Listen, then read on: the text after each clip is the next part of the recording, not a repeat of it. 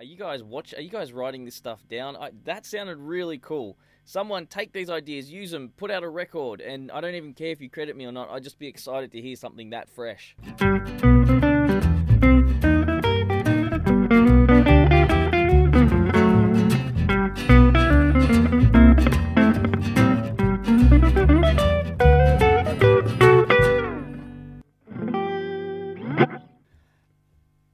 How we doing, YouTubers, Patreons, anyone watching? Today we're going to do something a little bit different. I'm going to be making, I'm making currently a video about making an original Rockabilly solo. How to make something that's outside of the mold, I guess you could say, not moldy. Fresh. How we can come up with some fresh ideas. So what I've actually done is I've written that solo. You could see I was looking over there because I've got the transcribed there. And what I want to do today is talk about how to make a solo unique, how to make it your own, and I'm going to demonstrate how I've tried to do that with this solo that you would have just heard. So stick around and have a listen to what I have to say about that later in the video. Let me just take these off. So maybe you've learnt a bunch of solos, maybe you get an opportunity to play with people, or you're trying to write, or you just for your own sake want to know how to make a fresh sounding Rockabilly solo that doesn't sound like the greats, which is nothing wrong with sounding like the greats. In fact, it's probably the first thing you should endeavour to, but over time you might find yourself playing the same licks or just wishing you could come up with something that was you and not Brian Setzer or Cliff Gallup or Jim Heath or any of those guys, which, like I said, nice to have, but to create your own thing can be really nice. And we also don't have to be as technically gifted as those guys if we sound ourselves. We can do things that are unique. Look at Duane Eddy, for example. Not to say he wasn't technically gifted, because I believe he was. He just chose to play simple things, and he sounded great. So if we have some perspectives that help us get into that zone of creating something fresh, it kind of gives us license to be different without competing. It's a kind of a really nice thing, you know. So let's get into it. So let's start with the question, how do we make it unique, or how to make it unique? Well, first thing you want to do is avoid cliches, or take a cliche and give it a little twist, okay? That way we kind of avoid the cliche. So if you do use a cliche, twist it, change your note. Even if it's this, maybe you could change it to one little thing. Actually, that sounded really cool. I'm going to use that. That was really nice, actually. See, I just didn't go to the D there and the E. I went B, C, D, G is a whole different sound. It's that's what I'm talking about. It's that easy, really. It's not that hard. Just take a cliche, give it a little twist. Okay, the next thing is use techniques from other genres, okay? So take things that you might have learnt playing classical guitar, or I use things from Nashville picking a lot, and jazz and stuff like that.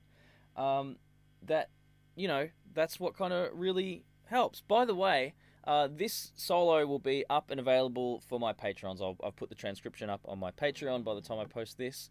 So if you'd like to join the Patreon and support the channel, you can do that over there. So obviously things like those hybrid picking techniques, which we know are common with Rockabilly players as well.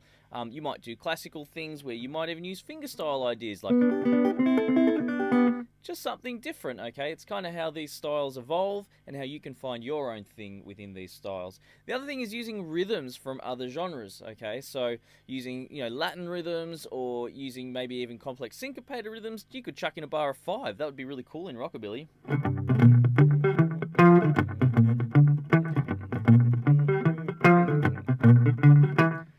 Oh my god, it's just...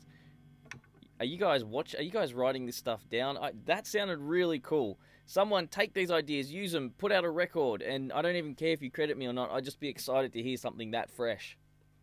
Okay, so the next thing that I want to talk about is, we've talked about how to be unique.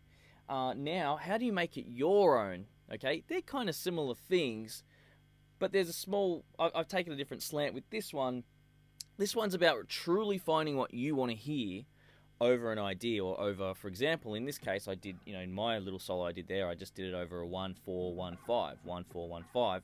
What did I hear over that? Well, I heard a million things, but I guess with a little bit of pressure of time this morning, I just kind of sung a few ideas out, and then incorporated the things above that I was just mentioning to make it my own. So really look for what you want to put, so you could sing ideas, okay? You could sort of sing along and hum along and imagine what you would like to hear.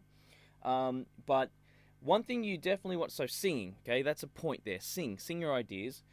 Slow it right down and compose some ideas, because then you're truly going to know what you wanted to play there, okay? We can't improvise all the time. You just won't improve. You'll do the same thing. All the best improvisers slow down and figure out what they want to be doing at times to help develop their sound. So this isn't so much about improvising. This is about taking the time to find your true voice, or your voice on a particular set of changes or whatever. So this leans into the point that we want to avoid muscle memory, because muscle memory is all from things that you've already done. So you really want to avoid just playing and shredding along.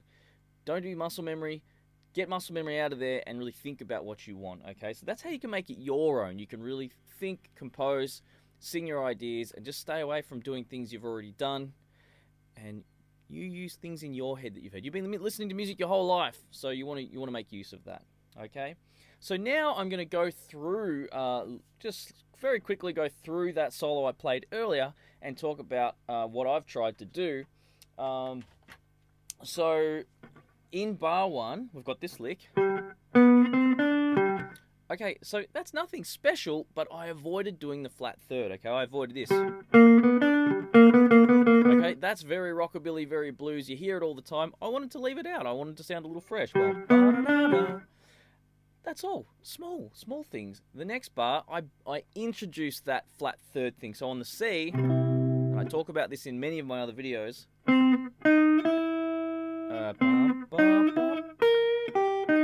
So two things. I bring that flat third back in, which is just cliche. Okay, very cliche. Right back from Charlie Christian. All the rockabilly guys use that flat third to major third thing. So now, the thing that I brought in here that I made it just a little... Look, rockabilly players do it too. But I've kind of brought in a little bit of inside-outside motions or backwards-forwards motions. So I'm going 4, 5. We jump out a bit. 6, 3. And then we go 4, 5. So I'm sort of zigzagging around a little bit in a little bit of a bebop fashion, okay? So go learn some bebop heads, even if you have no idea what's going on. Just the physical movement will give you some really cool ideas, and that's kind of what I was doing there. Okay, so in the next bar, in bar 3 and 4, I've really taken this kind of Scotty Anderson, Nashville approach with these harmonized notes, this little harmonized run. I'm using thirds, and I do this.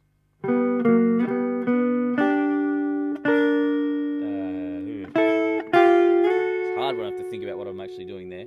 And that's the other thing. This was hard for me to play. I don't think I even nailed the take that I put up here. I did like several. None of them were that great, to be honest, because this is all stuff that's kind of fresh. I'm pushing myself. I'm getting out of my cliches as well. And by practicing it and getting it under my fingers, they'll pop up when I'm playing later, which is a really good thing. So I'm using this really cool double stop thing. I'm trying to use it anyway. Because it sounds great. It's like two guitars, it's like a bit of a Speedy West thing. And then in bar 4, I'm using contrary motion, which is a classical technique, okay? There's things I'm deliberately throwing in. So you can see a lot of thoughts gone into this, and hopefully you heard it and thought, hey, that's a really exciting solo. You might have thought it was dog doo-doo. It's actually not because I've got a toddler that I said doo-doo. It's because I don't want YouTube being, oh, you swore on that one, and, just keep it clean. So yeah, you might not have thought it was any good, but at least from my point of view, I know I've written something that you won't see every day as a rockabilly solo. It's got a few more techniques. So bar 3 and 4, we've got the Nashville thing, the harmonized notes, and we've got the contrary motion, okay? And then I want to restate that main theme. That's the musician in me. That's an old school thing. Restate a theme, so it's like very similar. And again, I sort of don't go straight to that flat third. I hold out for a little bit. And then I've got this Latin kind of... This is very jazz. This is, my solo jazz arranging, which, by the way, check that channel. I've got another channel. I'll put in the link below where I do all my solo jazz arrangements. heaps of great ideas come from all the time I spend noodling with that, okay? So that's 8 and 5 and 5, okay? Like that. Just like that. And that's a C7 with the B flat there. And we get this nice little clash. And then I'm doing a Latin rhythm as well. Ba, ba, ba. Sort of like a Latin. Ba, ba, ba, ba. And the rake is very Nashville as well, the whole chicken picking thing. So there's a bit of a chicken picking influence there as well. That's in bar 6. And then when I come back to G, okay, I just wanted to challenge myself technically and hear something different. I wanted this, but I felt like something was missing. So I thought, well, can I squeeze something in there and make it sound cool? Okay, so I just slide up that note. I put 12th fret on the transcription for the patrons. I don't really slide up to the 12th fret. You can, but that's really challenging. Okay, if you get close, it doesn't matter. It's all about that little slide, because it's quite hectic, so to speak. Okay, so that was just, singing and playing around. And I wanted to hear that note. And then in the last bit, I do this thing where I kind of pin the top note. So I do this lick in the last bar where I go... I pin the top note. Again, that's kind of like a jazz thing. Jazz guys do that sometimes. And it sounds really cool. And again, I didn't want to use that whole flat third, major third thing. I talk about it in so many videos, and then today I've actually deliberately avoided it at times to sound fresh. So that's it. I think that's pretty much everything I wanted to cover. The only other thing I wanted to say was, if you've enjoyed this video, check out my 25 psychobilly rockabilly licks course. Okay, you can use them for rockabilly or psychobilly. I pretty much wrote all of those licks in this same kind of vein, singing ideas, although I was intending to be somewhat traditional with those. The last couple of licks were pretty much my own with more Nashville influences. So if you just want 25, which is a lot of licks, 25, count to 25, and every one of those is a lick, check out that course. I think it's $25 US, something like that, or a little more. Yeah, about that.